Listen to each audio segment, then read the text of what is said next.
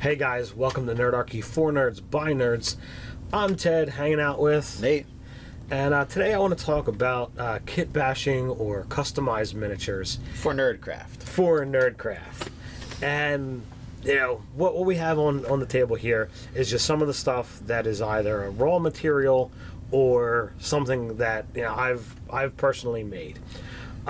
So when you're going to get into this kind of stuff, your first venture is to go find yourself someone's lot of Mage Knight or D&D miniatures, Dream Blade.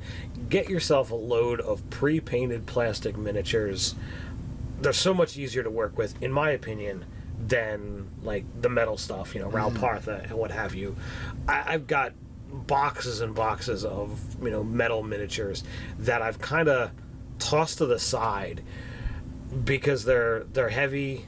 You know, if you drop them, they're going to bend. The paint's going to chip.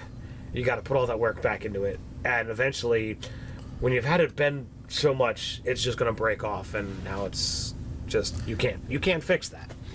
So I decided, once I learned about, D&D releasing the plastic miniatures and Mage Knight, I was like, there's so much that I can do. And I jumped in head first when HeroScape came out.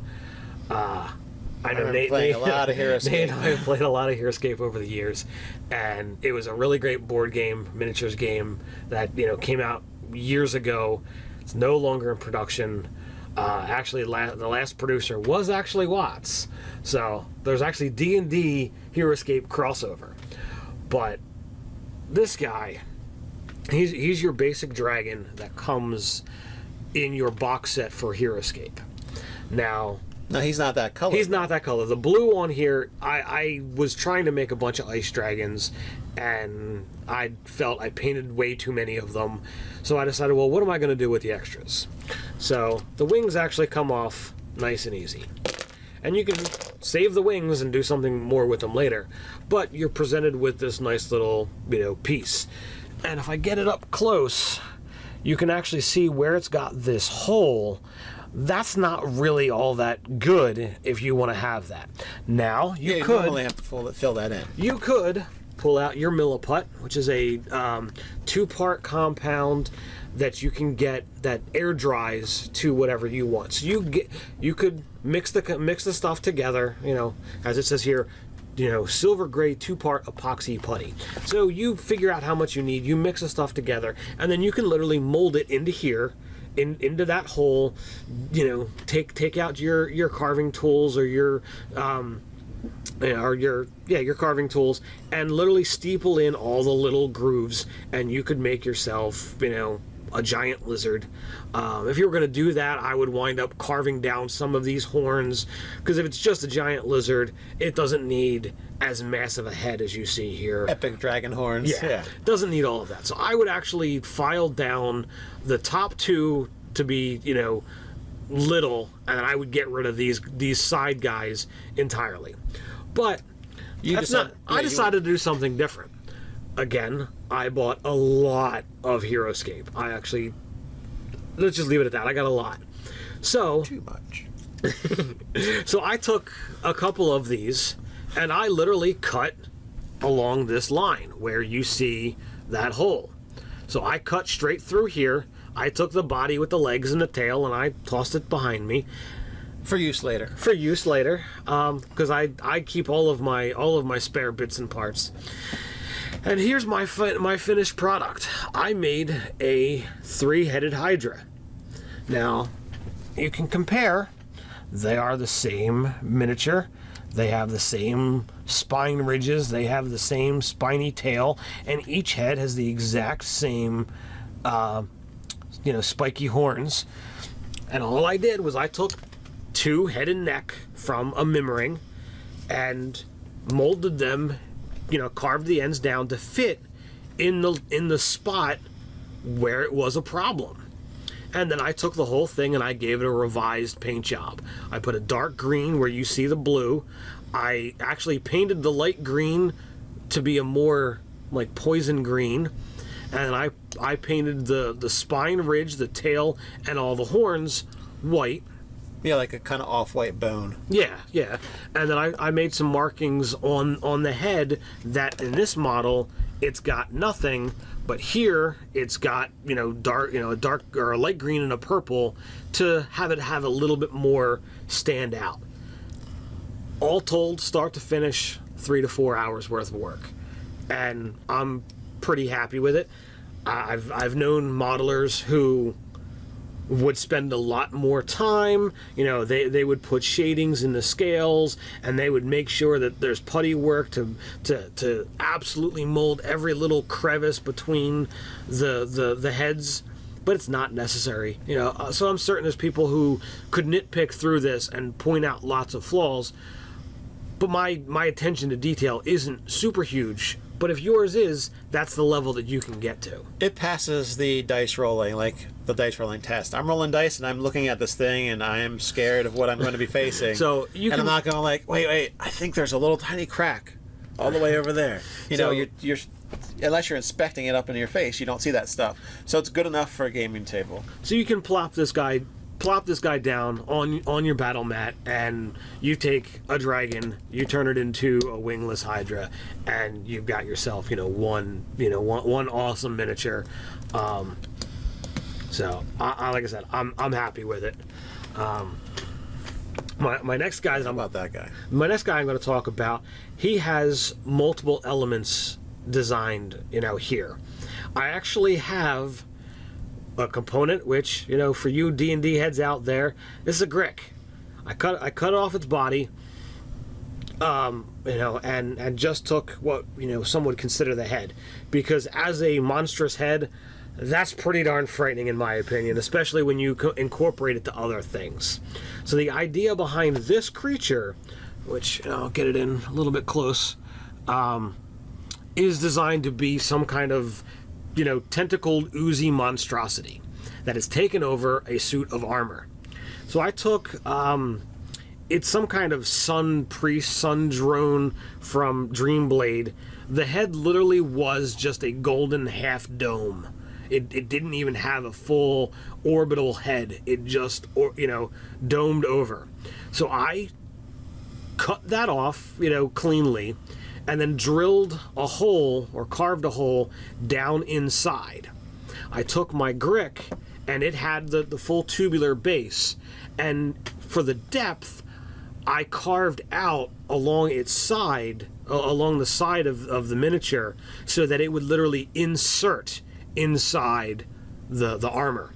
And the reason for doing that was it made a more secure bond between the two pieces when I glued it together. Yeah, I've seen this get dropped once or twice and it doesn't pop off. So. The dragon literally is just glued on. There's nothing connecting the pieces. There's nothing holding them in place.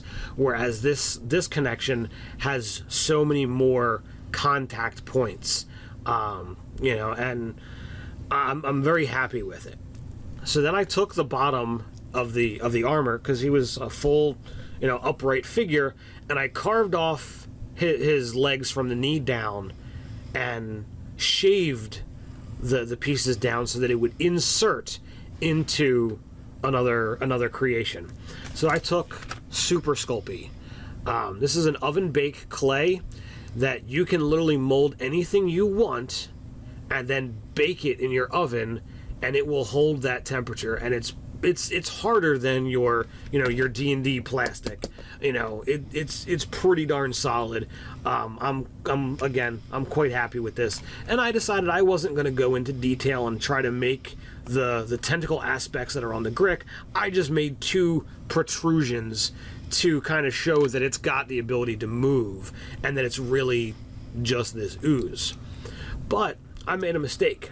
When I baked it, it didn't hold its shape perfectly the way I wanted to, so now it wasn't fitting to an exact mold to the miniature that I wanted. So what I did was I pulled out again my milliput, my 2-part epoxy, and I wound up fitting it into place so that if you actually can see, there's 2 different yellows there. And the one part is the milliput, the other part is the Sculpey, And then it's 1, 2, 3, 4 ingredients, and we're still not done. It didn't give me the oozy quality that I wanted, because it was just this bizarre head and this oozy body. I needed something to show down the rest of the miniature that the ooze was literally the whole thing. So again, if you look close, you'll see these little yellow driplets that I made with hot glue. I literally just poured hot glue in and around the connection point and then painted those. So you get this nice little ooze demon, ooze whatever you want to call it, that's possessed this piece of armor. And again, I think, once you take out the oven baking time, I think he's, tops 2 hours worth of work. Yeah, so not a lot of work, really unique piece, and, only a couple miniatures had to bite the dust for it. Yeah, well, this one was only 2. Yeah. This guy, I had to hack apart 3 miniatures. So I'm going to go into, other miniatures, throughout this series, talk about, the different pieces that I've used and, how I came to make some of the stuff. Yeah, we'll go over different techniques and show them in action. And to kind of put a nod to the gaming table, when you make these miniatures, number one, you can totally customize and say, well, I want to make a hero that looks like the guy that I'm currently playing. Mm-hmm. And I did that with this guy.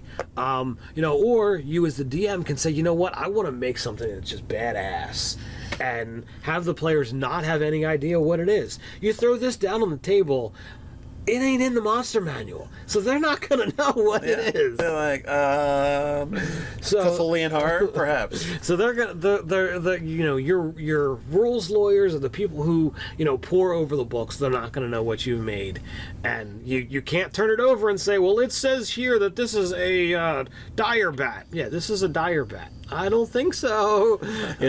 So the players aren't gonna know, and it's a lot of fun. And it's something that, Nate and I and our friend Matt and another friend of ours, Jim, we've had kit bashing get-togethers. Yeah, I was thinking about that while you were doing it. And, you can... It was a lot of fun. You take... I pulled these out. I actually think these are from little Pringles chips, or you can get other little containers, but... You can make project bins, or you could have these as paint trays, But if you have something that's like, all right, well, I'm gonna put these guys in here because I'm gonna turn this into a project. Once you start cutting off the pieces, they'll fit. They're gonna fit in there, and then you can stack it in there. I've got a box over here full of, projects that I or some of my friends, little plastic body parts, have decided, oh well, this is what we're going to work on, and they've kind of been sitting there for a long time. Well, I'll finally get to finish that cool thing I was working on. Oh, there was eons ago. Yes, that guy with the one wing. Yeah. He's moving on up.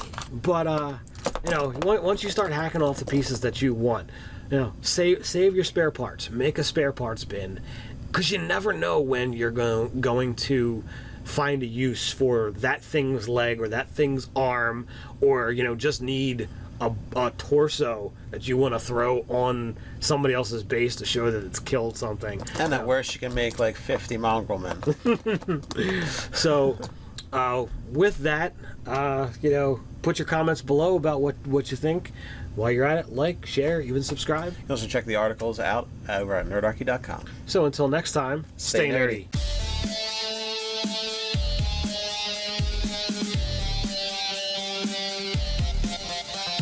Can't fix that. So I decided once I learned about the D&D releasing the plastic miniatures and Mage Knight, I was like, there's so much that I can do, and I jumped in head first when Heroescape came out.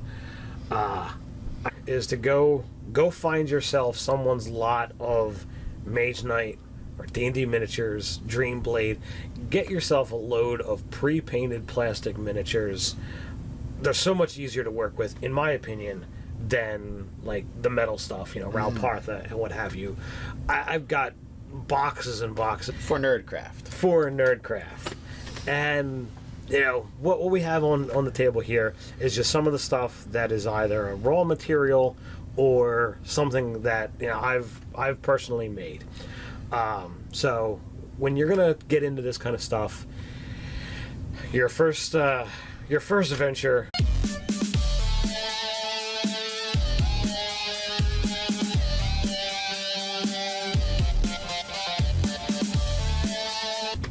Hey guys, welcome to Nerdarchy for Nerds by Nerds. I'm Ted, hanging out with Nate. And today I want to talk about kit bashing or customized miniatures of metal miniatures that I've kind of tossed to the side because they're heavy. If you drop them, they're gonna bend. The paint's gonna chip. You got to put all that work back into it, and eventually, when you've had it bend so much, it's just gonna break off, and now it's just you can't